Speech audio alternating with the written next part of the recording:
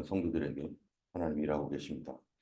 오늘 말씀은 이제 14장, 15장에서 아비야 이후 그 아들 아사에게로 이제 넘어가는 왕위에서 아비야 때에 어떤 일이 있었는지 우리가 지난 어제 잠시 말씀을 나눴는데 그의 아들 아사 때는 어떤 일이 또 있는지 우리가 살면서 많은 영적 도전들이 있는데 그때마다 우리가 어떠한 도전들이 오건 간에 하나님을 의지하는 자가 승리하게 되고 하나님을 의지함으로 하나님의 기적을 체험하게 될 줄을 믿습니다. 어, 이 14절에 보면은 14장 1절에 보면은 이렇게 시작합니다. 아비야가 그의 조상들과 함께 누움에 아비야가 이제 아비야 시대가 끝났습니다. 그래서 다윗성에 장사되고 그의 아들 아사가 대신하여 왕이 되니 그의 시대에 그 땅이 10년 동안 평안하니라. 아사가 왕이 된 이후에 아사의 10년 동안 평안을 얻었다. 그 다음에 뭐가 있었다는 거예요? 그 다음에 전쟁이 있었겠죠? 예. 그 10년 동안에 아사는 어떤 일을 했었는가? 일단 전쟁이 일어나기 전에 우리가 14장, 15장을 보면서 9절에 보면 구스 사람 세라가 그들을 치려하여 군사 100만 명과 병거 300대를 거느리고 마레사의 이름에 아사가 마주 나가서 마레사의 스바다 골짜기에서 전열을 갖추고 전쟁을 하게 되는 그 전까지 아사가 집권하면서 하나님께서 10년간의 평안을 주셨는데 그 평안의 시기가 어떻게 해서 평안의 시기가 되었는지 그것이 바로 1절에서 8절까지 내용으로 나타나게 됩니다. 먼저 2절에 보면은 아사가 그의 하나님 여호와 보시기에 선과 정의를 행했다. 하나님의 평가가 아사는 선과 정의를 행했다. 이 아사가 이러한 그 선과 정의를 그 택하고 또 그렇게 순종했다라고 하는 그러한 이야기 뒤에는 그 뒤에는 무슨 얘기가 있냐면은 아버지 아비야 때에는 우리가 어제 말씀을 읽었지만 아버지 아비야가 하나님 앞에서 순종하면서 이 여로보암과의 전쟁 가운데서 하나님 편에 우리가 하나님의 정통성이 있다라는 사실에 대해서 그러한 그 신앙의 어떠한 그 태도를 가지고 나아가서 전쟁하고 승리하고 하는 일이 있었지만 열왕기상 15장에 보면은 그 아비야의 전반적인 어떤 삶의 태도는 여전히 우상 숭배를 했던 그러한 사람이었죠. 북이스라엘과의 전쟁에서 정통성을 이야기하고 하나님 편에서 서는 그런 어려움 가운데는 그렇게 서면서 믿음으로 가지만 그러나 평상시에는 그는 이전에 있었던 그러한 그 신앙의 잘못된 부분들, 우상 숭배했던 부분들. 여러분 이 아비야의 아버지가 누굽니까? 바로 르호보암이고 르호보암의 아버지는 솔로몬인데 이 솔로몬 때 가득했던 우상 숭배, 전국에 완전히 꽉 들어차 버린 우상 숭배로 인하여 나라가 갈라지고 그 아들 르호보암이 뭐를 했습니까? 신앙적 개혁도 없이 그냥 르호보암은 그냥 쭉 나갔어요. 산당들이 있고 여기저기서 하나님의 성전이 있지만 여기저기서 여전히 제사를 지내는 그런 산당들이 즐비하고 미신과 아세라 목상과 바알신 숭배하는 이런 것들에 대한 개혁이 르호보암 때는 전혀 없었습니다. 그리고 그 아들 아비야에게로 갔죠. 아비야 때 그러면은 종교 개혁이 있는가? 여전히 아비야 때도 그런 개혁은 없었어요. 다만 북쪽의 이스라엘과 남쪽 유다의 전쟁에서 아비야가 싸웠던 어떤 그 정당성, 전쟁에서 우리가 승리할 수밖에 없는 정당성에 대하여 하나님 말씀을 취하고 그러한 정당성을 가지고 싸우긴 했지만 그의 인생 전반적으로 볼 때 그러한 그 신앙 개혁이라는 건 없었습니다. 왜 신앙 개혁이 없었습니까? 다윗 때 그렇게 믿음으로 온 나라가 든든하게 서고 많은 사람들이 하나님 말씀 중심으로 모였지만 솔로몬 당시에 하나님께서 주셨던 그 부와 명예와 이 모든 것들을 누렸음에도 불구하고 심지어는 하나님의 성전까지도 지었음에도 불구하고 그 많은 부를 가지고 뭐 했어요? 그냥 이곳저곳 땅 투기나 하고 건물 사고 그러면서 건축하고 그런 걸로 자기 만족으로 자기 마음에 원하는 대로 져버렸어요. 그 돈을 가지고서 뭐 했어야 됩니까? 하나님께서 경고하신 대로 하나님의 율례와 율법의 말씀을 택하고 그 하나님 말씀대로 순종하여서 전국 곳곳에 레위인들을 파송하고 제사장들을 파송해서 하나님 말씀으로 견고하게 각자의 신앙이 세워지고 각자의 성전이 세워지도록 우리 안에 하나님의 성전이 온전하게 세워져야지 바깥에 보이는 그 성전이 온전해지고 그것이 든든해지고 그렇게 되는 것이지 신앙이 세워지지 않으면 성전이 있어 봐야 무슨 소용이에요. 하나님께서 바로 이 솔로몬에게 경고했던 대로 너희가 하나님 떠나면 이 성전이라도 내 눈앞에서 치워버리겠다. 내 눈앞에 던져버리겠다. 결국 솔로몬이 하지 않았던 것이 뭡니까? 그 멋진 외적인 성전을 세워놨는데 개인적인 성전, 개인적인 신앙, 국민 각각 한 사람 한 사람에 대한 신앙에 대해서는 관심이 없고 이 자기가 이제 편안해지니까 뭐만 하는 거예요. 땅 투기나 하고 그리고 건물이나 짓는 일만 하면서 정말로 중요한 하나님 말씀으로 백성들을 무장시키고 준비시키는 일은 하나도 하지 않았던 것이죠. 그러면서 향락에 취해서 이리저리 돌아다니는 가운데 시간이 허송 세월만 보내고 그리고 르호보암에로 갔었지만 르호보암도 그 전국에 뻗어 있는 이런 그 우상 감히 치울 수 있는 그런 능력이 안 됐습니다. 여러분, 이 이스라엘 백성들이 그 계속해서 남유다도 신앙생활을 하면서 이 겨우 히스기야 왕 당시에 또 요시야 당시에 산당을 제거하는 노력을 하고 그랬어요. 지금 오늘도 보면 아사도 그런 일을 하는데 이런 노력을 하는데 이러한 것들이 솔로몬, 르호보암, 아비야로 거치면서 솔로몬 때 많이 만들어놨던 산당과 아세라, 목상 이런 것들이요. 점점 시간이 지나가면서 사라지는 게 아니라 더 뿌리를 깊이 내려가는 거죠. 더 강력한 뿌리를 내려가는 거죠. 특별히 산당은 어떻습니까? 산당은 이 성전이 지어지기 전에 임시적으로 곳곳에 있었던 것인데 이스라엘 중앙 성전이 딱 생기면서 그 산당들은 이제는 더 이상 필요 없고 제거돼야 될 대상임에도 불구하고 이 사람들이 귀찮고 좀 더 편리하게 신앙생활 하자. 뭐 굳이 뭐 예루살렘까지 가가지고 거기서 그렇게 하느냐. 여기도 하나님의 이름으로 지어진 산당이 있다. 그러면서 하나님께서 명령하신 중앙 예루살렘 성전을 등한시하고 자기들이 늘 했던 대로 집에서 집 근처에 있는 산당에 가가지고 하나님 원치도 아니하는데 그것도 하나님의 이름으로 지어졌다고 하면서 여기서 예배 드려도 다 받으셔. 굳이 뭐 꼭 교회까지 가야 되라고 하는 이런 생각들이 그들의 신앙을 어떻게 만드는 거예요? 썩게 만들고 그러면서 그게 뭐가 됩니까? 그게 뿌리가 내리니까 그 산당 중심으로 뭐가 생기는 거예요? 산당이 있으면 거기 제사장이나 레위인들이 있겠고 제사장들과 레위인은 뻔히 예루살렘 성전이 중심인 줄도 알면서 여기서 그냥 있게 자기들의 먹고 사는 것이 이 산당 중심에 있는 이 주변에 있는 사람들이 자기들에게 주는 그런 걸 가지고 먹고 사니까 이 사람들은 저쪽 예루살렘으로 가라고 굳이 말하지 않고 자기 중심으로 사람들이 모이게 되고 그러면은 여기 모이는 사람도 어떤 사람들이에요? 지방에 있는 어떤 세력 있는 사람들, 힘 있는 사람들, 그 나라 전체가 하나님을 믿는 믿음의 나라라고 하는 어떤 그 정체성을 갖고 있기 때문에 그 지역마다 뭐가 있어요? 이 지역의 부호, 그 유지들, 이런 사람들이 중심이 어디로 모이겠어요? 산당으로 모이고. 그러면 이 산당이 점점점 강력해지면 누구와 대척을 이루는 겁니까?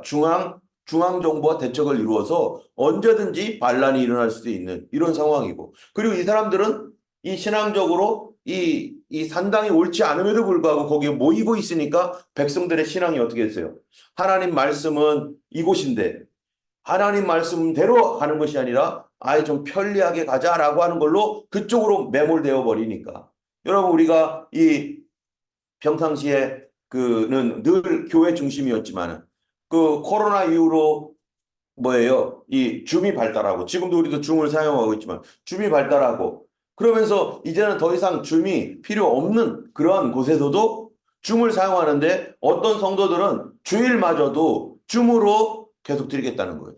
그래서 교회가 회복되지 않고 있습니다. 하나님 말씀은 모이라고 하는데 우리가 새벽 기도를 줌을 그래도 열어놓는 이유가 뭐예요? 예전에는 줌이 없었을 때는 새벽 기도 하고 싶어도 멀리 계신 분들은 그렇게 할 수 없었기 때문에 그래서 줌으로 하다 보니까 예전에 나오지 못했던 성도들도 이제는 새벽 기도에 나와서 할 수 있는 더 유익한 면들이 있고 또 뭐예요? 이 오프라인으로 지금 여기에도 오시는 분들도 있어서 훨씬 더 새벽 기도가 예전에는 10명도 안 되었던 그러한 새벽 기도가 20명 가까이 되는 어떤 이러한 형태로 갔기 때문에 줌을 유지하는 것이지 만약에 이것이 오히려 우리 신앙을 나태하게 만들고 하나님 앞에 깨어있지 못하게 만드는 일이라면 줌 당장 집어쳐야죠.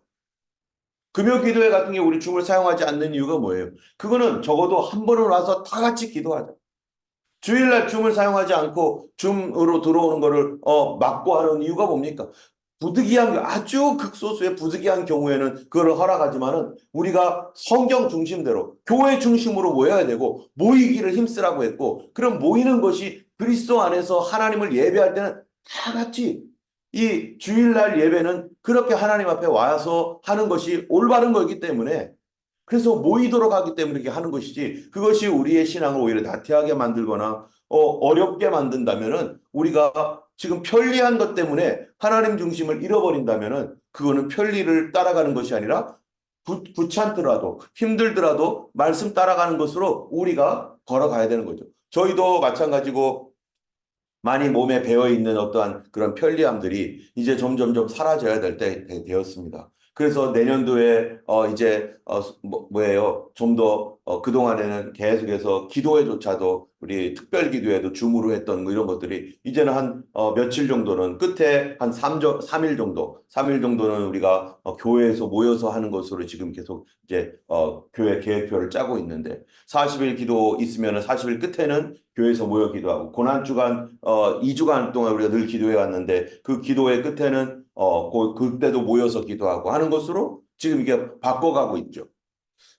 어쨌든 이스라엘이 그러한 그 지방 중심으로 가고 있는 어떤 신앙의 왜곡된 형태, 그래도 잘 믿고 있다라고 생각하고 있는 이런 잘못된 것들은 성경을 통해 볼 때 여러분 하나님 앞에서 볼 때 그것이 잘못되었는지 잘 되고 있는지를 분간할 수 있습니다. 이거를 내가 잘 가고 있는지 잘못 가고 있는지를 뭘로 분간을 할 겁니까? 그냥 무엇인가를 하는데 신앙적인 어떤 믿음의 어떤 일을 하는데 잘 된다고 해서 그것이 과연 하나님 보시기에도 기뻐하는 일이고 잘 되는 일인가? 그렇지 않을 수도 있는 거죠. 안 되고 참 힘들고 어렵고 그냥 막 어렵게 간다고 해서 그것이 과연 하나님 앞에서 잘못됐기 때문에 어려운 건가?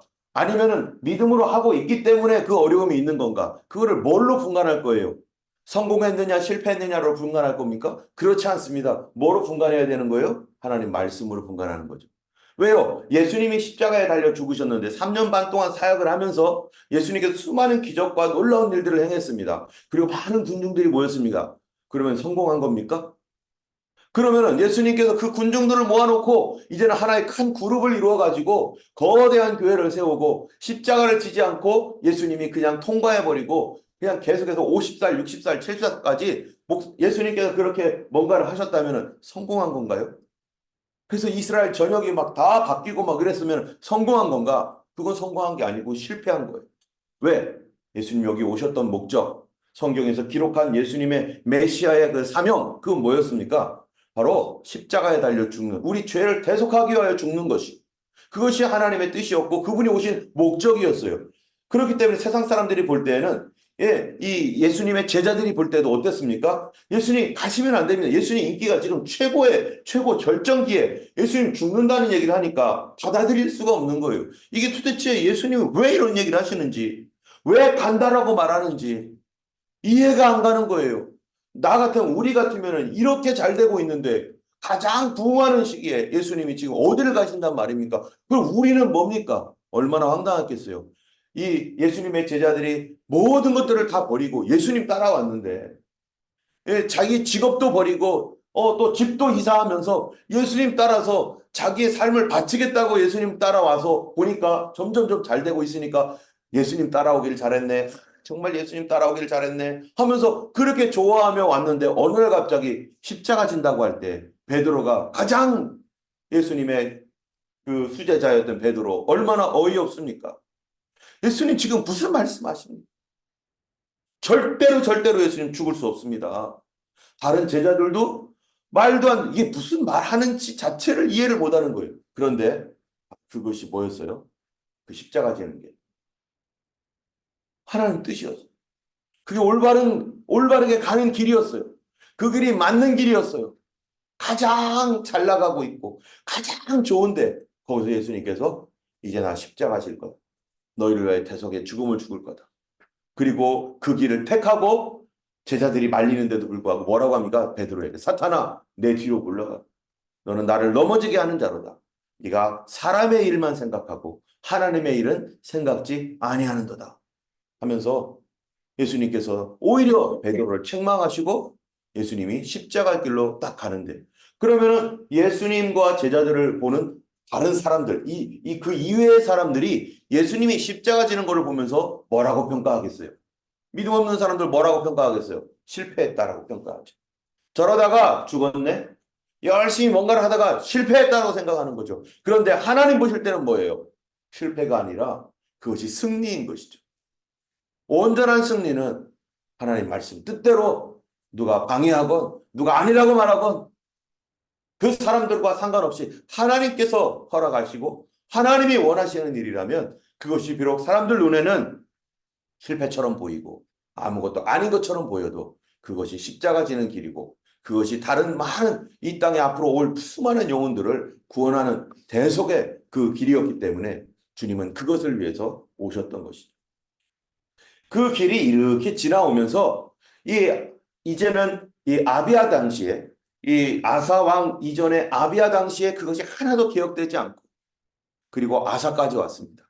아사가 왔었을 때 3절에 있는 것처럼 아사가 하는 게 뭐냐면 이방 제단과 산당을 없애고 주상을 깨뜨리며 아사의 상을 찍고 이게 언제부터 있었던 거예요? 솔로몬 이전부터 지금까지 계속해서 뿌리 내려왔던 거 이거 깨뜨리는 거 쉬운 거 아닙니다. 지방의 토호 세력들, 지방의 그 힘이 있는 사람들이 산당 중심으로 똘똘똘 뭉쳐 있는데 이거 깨뜨리는 거 쉬운 거 아니에요. 잘못하면 반란이 일어나고 잘못하면 나라가 어지러워질 수 있는 거예요. 그런데 그럼에도 불구하고 하나님께서 원하고 계시고 이거 언제까지 가겠느냐? 이거 언제까지 이렇게 두겠느냐라고 하는 그러한 아사의 뜨거운 마음. 그것 때문에 종교 개혁을 시작하는 겁니다. 여러분, 종교 개혁이라고 하는 것은 무엇입니까? 하나님이 기뻐하시는 것을 선택하는 게 개혁이에요. 지금까지 오면서 좋은 게 좋지 뭐. 아이 그래도 괜찮겠지 뭐. 해왔던 것들. 그런데 성경 말씀을 딱 보니까 하나님 말씀 보니까 그게 아니었던 거죠.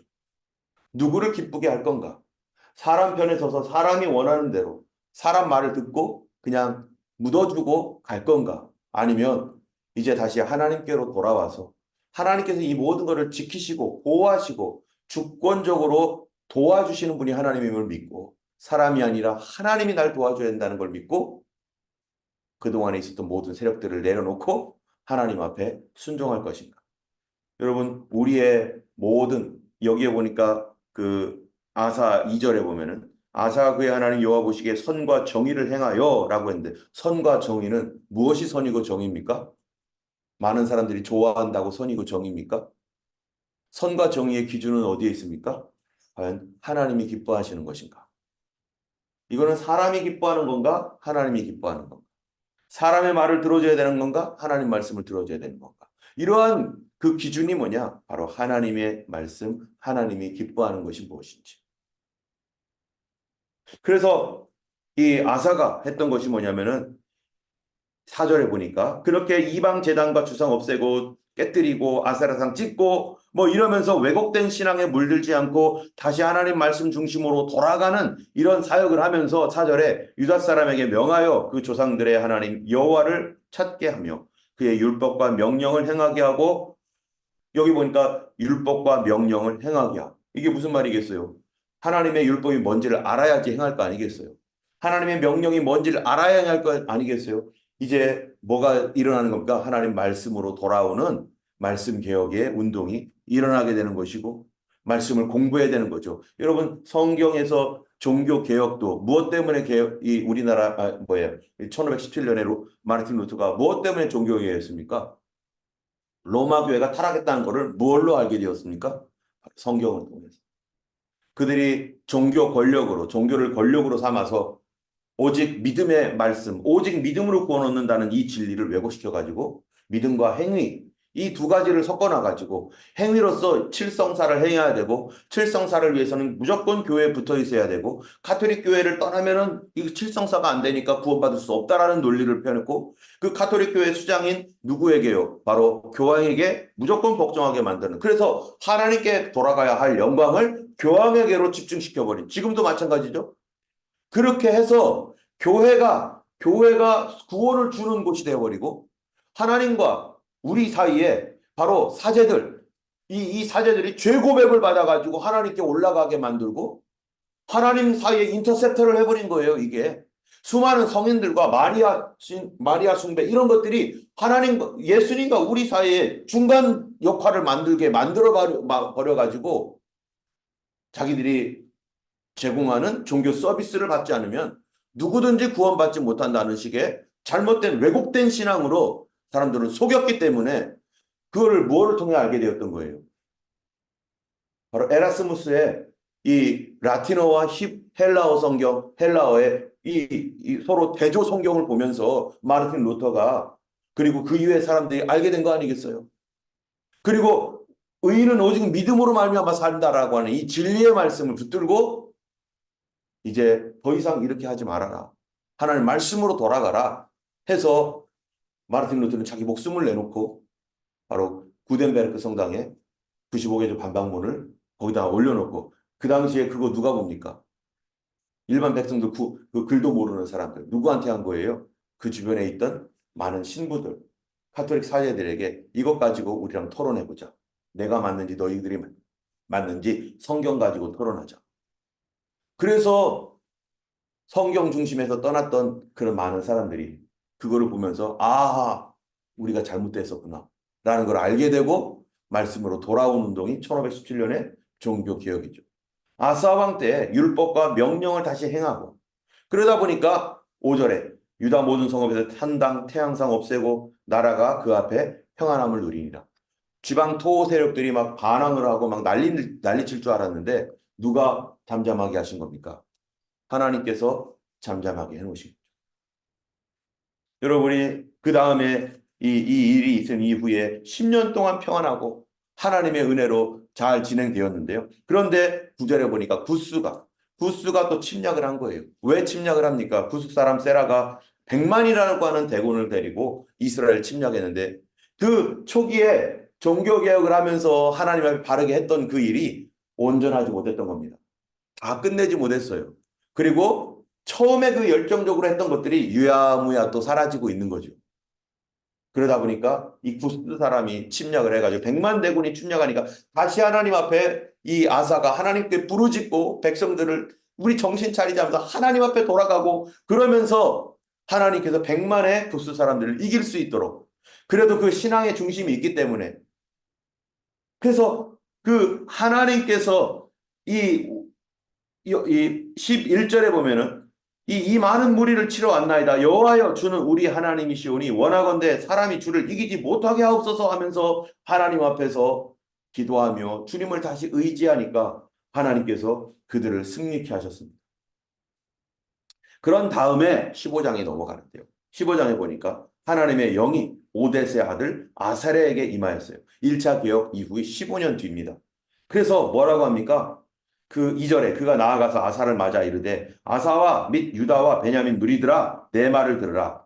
이 오데스의 아들 아사랴라고 하는 선지자가 지금 하나님 말씀을 전달하고 있는 거예요. 너희가 여호와와 함께하면 여호와께서 너희와 함께 하실지라. 너희가 만일 그를 찾으면 그가 너희와 만나게 되려니와 너희가 만일 그를 버리면 그도 너희를 버리시리라. 이스라엘은 참신이 없고 가르치는 제사장도 없고 율법도 없은 지가 오래되었으나 지금 어떻게 된 거예요? 지금 벌써 그 개혁 이후에 잠깐 동안의 개혁을 통해서 많은 것들이 변화가 되었지만 그러나 이 개혁 이후에 평안함을 하나님 주셨는데 이 개혁이 위암화에 대해서 다시 원위치로 돌아가고 있는 상황이 돼버린 거예요. 다시 산당이 생겨지고 아세라 복상 이런 거 막 생겨지고 그리고 말씀이 다시 사라져서 제사장들이 말씀 공부를 안 하는 거예요. 여러분 교회가 무너지는 가장 기초가 어디 있습니까?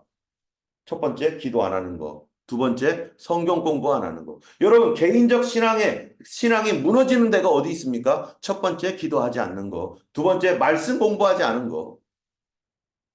말씀 공부하는데 열심히 있는 사람들은 믿음이 계속해서 성장해 나가고 하나님의 교회에 귀한 일꾼으로 쓰임 받는데 말씀을 함께 하지 아니하면 담임 목사와 또 그 리더들과 함께 마음을 합쳐서 말씀을 같이 말씀을 연구하고 그 말씀이 무엇인지를 알고 그 말씀으로 살아가려고 하는 그러한 그 배움과 삶이 없다면은 신앙은 계속해서 무너지는 거예요.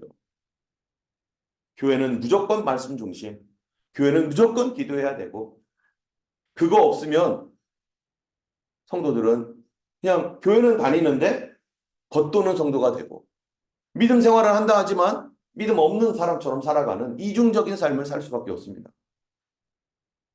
어쨌든 이 일로 인하여서 바로 다시 오뎃의 이 예언을 통해서 아사가 정신을 차리고 다시 신앙개혁을 시작을 하게 되는 것이죠. 여러분 우리의 신앙도 마찬가지입니다. 처음에 예수님 만났습니다. 만났는데 그 뜨거운 마음으로 계속 가다가 어느 날 나도 모르게 하나님 중심은 떠나고 인간 중심이 되고 말씀 중심 떠나서 정말로 이제는 내 중심으로 막 이렇게 신앙생활을 하려고 하는 어떤 그런 거. 내 아집과 내 고집이 생기고 내 욕심이 생기고 그러면서 하나님을 점점점 떠날 때 나도 알죠. 내가 옛날과 달라졌구나. 이거 어떻게 해야 될지. 그럴 때 우리에게 뭐가 필요합니까? 신앙 개혁이 필요합니다. 하나님 나를 다시 태워주시옵소서. 내 모든 죄악과 허물들을 다시 태우시옵소서. 여기에 신앙 개혁이 되었던 원인이 뭐냐면은 오뎃의 아들 아사랴의 말씀 때문이었습니다. 하나님 말씀 듣고 내 마음속에 변화가 일어나고 나로 하여금 더 이상 이 길로 가지 아니하고 하나님께로 다시 돌아가야겠다라고 하는 영적 개혁. 성령의 불이 다시 임하여서 옛날과 다시 뜨거워지고 다시 은혜 받으시고 하나님의 뜻대로 살 수 있는 신앙 개혁. 이 땅에 구원받아서 주님 나라 갈 때까지 영적 개혁이 몇 번을 일어나야 됩니다. 우리는 늘 5년마다 10년마다 계속 알고 보니까 엉뚱한 데가 있고 또 잘 가는 듯 했는데 조금 있으면 저쪽 가 있고 교회에서 이런 일 저런 일 하다 보니까 그 일에 치여가지고 일로 인해서 내 믿음은 저쪽 가 있고 나의 중심에서 하나님 중심으로 다시 돌아오는 이런 믿음의 개혁 하나님께서 우리에게 가르치시고 말씀을 주실 때 하나님 앞에 엎드려서 오뎃의 아들 아사랴의 이 예언을 통해서 아사가 회개하고 다시 돌아가듯이 우리도 우리의 인생에서 다시 신앙의 개혁을 맞이하는 시기가 되어야 될 것이고 그 일을 위해서 우리가 기도해야 될 것입니다. 우리 교회도 13년이 되었습니다. 우리 교회가 13년, 제가 온 지 13년이 된 거죠. 우리 교회는 34년이 되었지만 여러분 신앙 개혁이 없으면 교회 무너지는 거 쉽습니다. 교회가 100년이 되어도 영적 개혁이 계속해서 일어나지 않으면 몇 년마다 한 번씩 계속해서 영적인 개혁으로 다시 돌아오고 다시 돌아오고 하지 않으면 우리는 항상 잘못 나갈 수밖에 없기 때문입니다. 오늘 우리의 하루의 삶을 돌아보고 우리의 과거를 돌아보면서 나의 신앙개혁은 최근에 언제 일어났었는가? 나는 도대체 언제 신앙개혁이 일어났는가? 내가 사람 보기에 기뻐하는 길로 계속 가고 있는지 아니면 하나님의 보시기에 기뻐하는 길로 내가 선택하여 가고 있는지 오늘 다시 한번 우리 하나님 앞에 생각하면서 아사가 회개하고 다시 믿음의 개혁으로 이스라엘을 다시 유다를 다시 바르게 세워나갔던 것처럼 우리도 하나님 앞에 나 자신의 신앙과 우리 교회의 영적 개혁과 부흥을 위해서 함께 기도하는 우리가 되기를 원합니다. 기도하겠습니다. 걸어가신 하나님 아버지, 아사가